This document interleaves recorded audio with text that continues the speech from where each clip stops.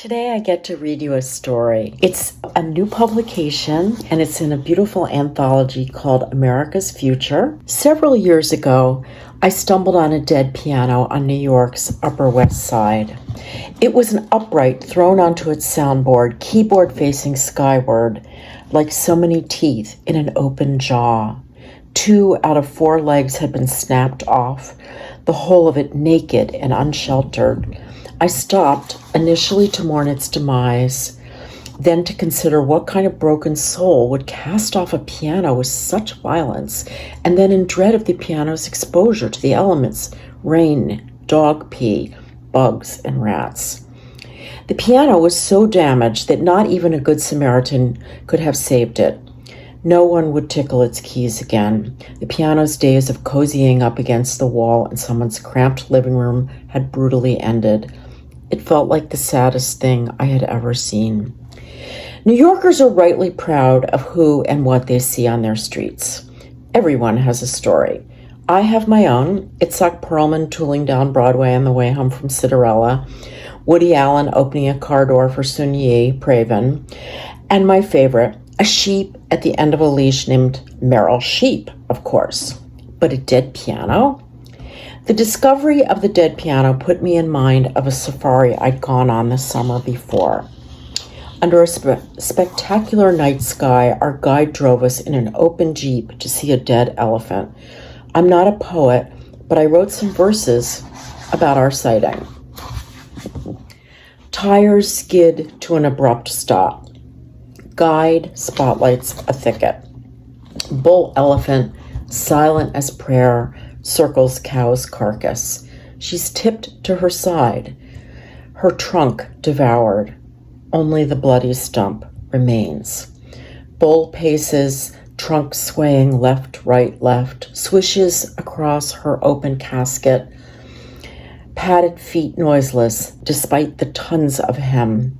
2, 3, 5 pairs of green eyes through the brush.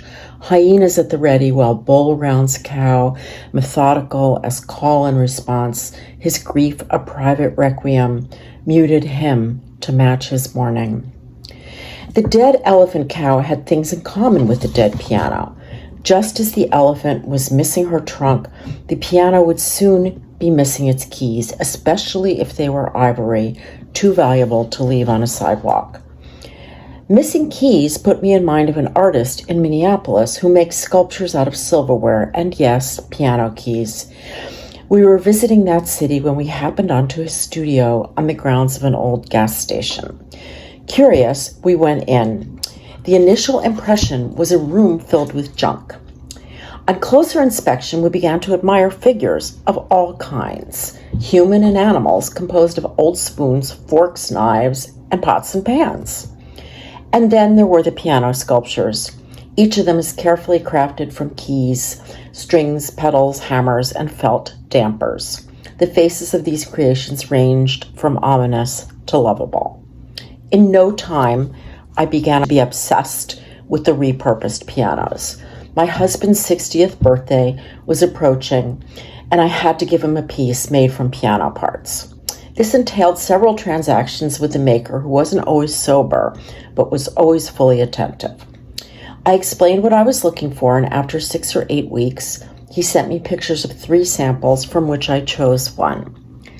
August arrived, and with it, my husband's birthday, on which I proudly presented his gift. As soon as he opened it, my family agreed that the sculpture was the spitting image of his late father, my beloved father-in-law. It's been hanging on our wall ever since. I love that a new sculpture was wrought from an instrument that can no longer sing, that is so broken that its musical days are over, which gets me to thinking about America. We are broken and tired, divided and angry, impatient and anxious, untrusting and untrustworthy. We were born on a genocide and grown up on slavery. We have more guns than people, more school shootings than anywhere, and one of the highest prison populations. We shut the door on immigrants and refugees. We cause global warming, but claim global warming is a hoax. We claim religiosity while defying the teachings of our spiritual forebears. We want to be intellectually competitive while banning books. On the other hand, from sea to shining sea, we live in a spectacularly beautiful country. We host hundreds of diverse cultures, a shimmering rainbow of people that contribute to our well-being every day. Who says we can't imagine a kinder future? Who says we can't build and reinvent ourselves?